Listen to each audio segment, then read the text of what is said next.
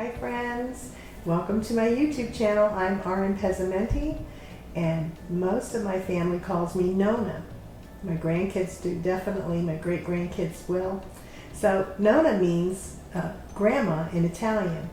If you'd like to call me Nonna, I'd love it if you call me Nonna because we're friends. Today I've got a wonderful book recommended to me by my grandson Amadeo called Duck and Goose.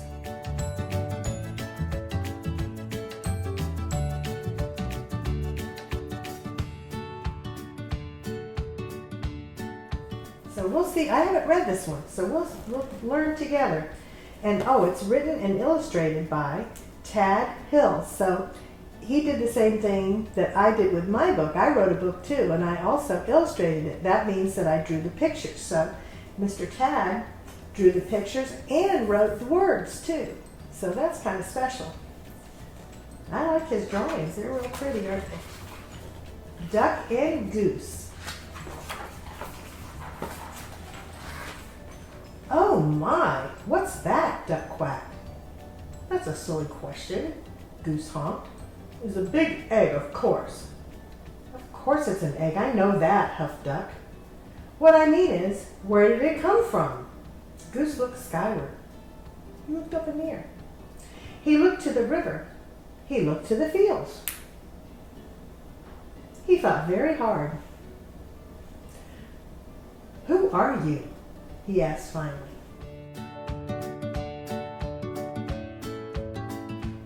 They're talking to us. I don't think it has a mouth. I'm not sure it's going to say anything.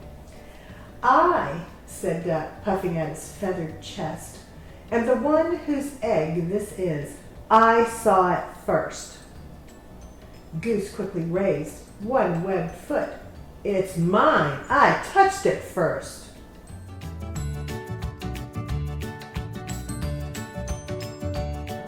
They're going to have a little fight here. Hey, you should never put your dirty foot on an egg, Duck scolded. Don't you know anything about caring for eggs? Yes, I do, cried Goose. Stop yelling, Duck yelled, then whispered forcefully. Don't you know that you and your screaming are likely to disturb the baby bird who is trying to take a snooze within this egg? Goose wished that Duck wasn't right. He lowered his head and whispered softly, I'm very sorry. Go back to sleep in there.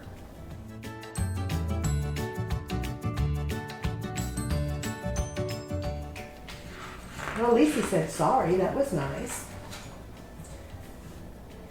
My, that's quite a beauty you have, called a bluebird from the river. Thank you. It's mine, quacked Duck. Well, actually, it's mine, honked Goose. Thank you. And there we go again.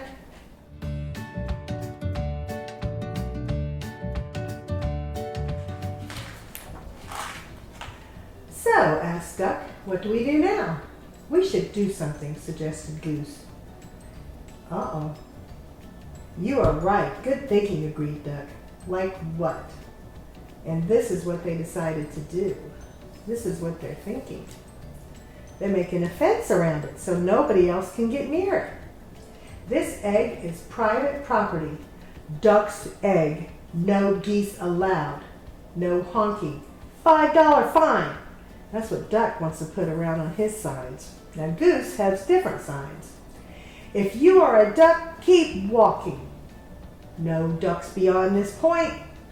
Quiet, please. Absolutely no quacking in this area. Duck and Goose had different thoughts.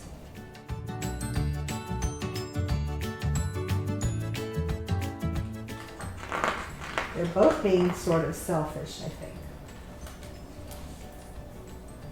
Well, we must keep the egg warm until the fuzzy little occupant is ready to come out, said Goose. Excellent idea, said Duck. He pushed past Goose. Step aside, step aside. I shall do just that. But Goose was quick too.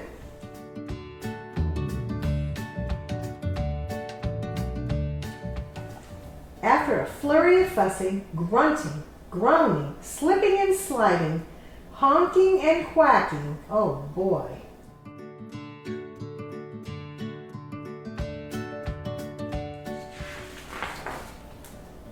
Duck and Goose found themselves back to back. "Scoot over, I don't have any room," complained Duck. "You are much closer to me than I am to you." "Shh," Goose hushed, pointing at the round thing beneath them. Yes. We must remember, quiet, quiet, quiet. Don't disturb the little one."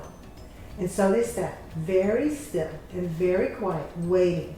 For a long time they waited.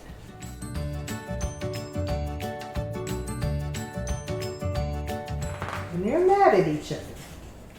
We have to do something about that. It's not right to be mad at people like that. Sometimes we get mad because we're being selfish, and I think that's what's happening with Duck and Goose, don't you?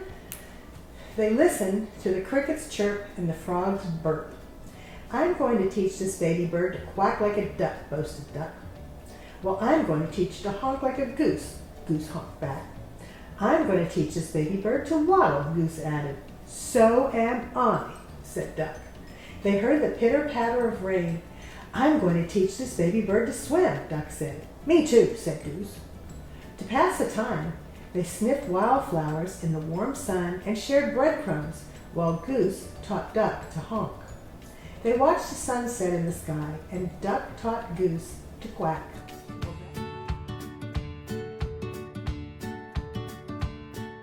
Well, that's nice. Now they're starting to work together. They counted the stars in the night sky. "Let's teach our baby to fly," said Goose. "Good idea," said Duck. "I'm sure our baby will be a fast learner. It takes after you and me." I'm sure you're right," agreed Goose. And did you notice that he said "our baby" and not mine anymore? That's a good thing, isn't it?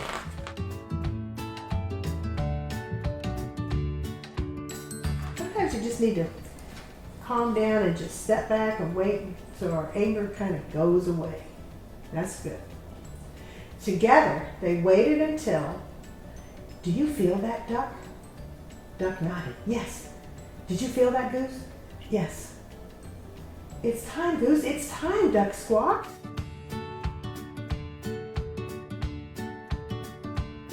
What is going to happen? Oh my goodness. This is a good book. Quickly, Duck slid down and started running in circles around the egg. "What should we do now?" he hollered. "I think we should remain calm," Goose yelled back. "Excuse me," a little voice called out. "Oh, there's somebody else here."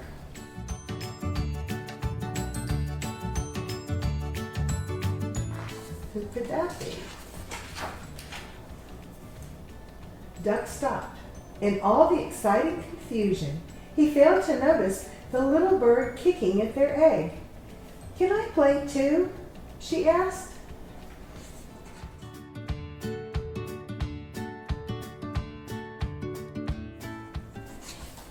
She's pretty. I like her. "Play? This is no time to play," yelled Duck. "This is no time for games," yelled Goose. "And what's with the kicking?" "I was only trying to get your attention," said the little bird. "Well, you got it," Duck huffed. "False alarm, Goose. Back to work." "Can't you see that we are busy here?" Goose explained to the little bird. This is serious business. This is perhaps the most important moment of our lives." "Oh my, I'm sorry," apologized the bluebird. "I had no idea. I just thought that maybe I could play with your ball." "Ball? It's a really nice one," she added, and then she flew away.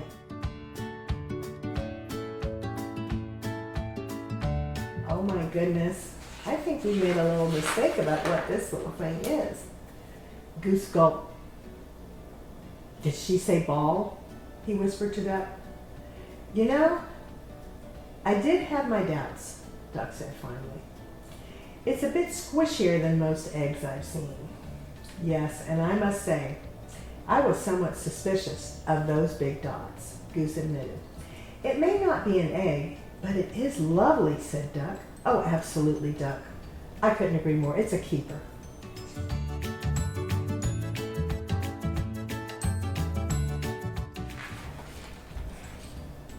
As the crickets chirped, the frogs burped, the grass swayed in the gentle breeze, Goose quacked, and Duck honked. and the ball bounced and rolled and sometimes even flew.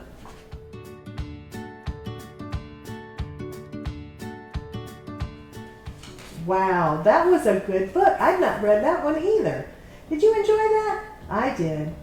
That was fun. Well, that's it for this time with Story Time with Nonna, and we'll see you next time. Bye!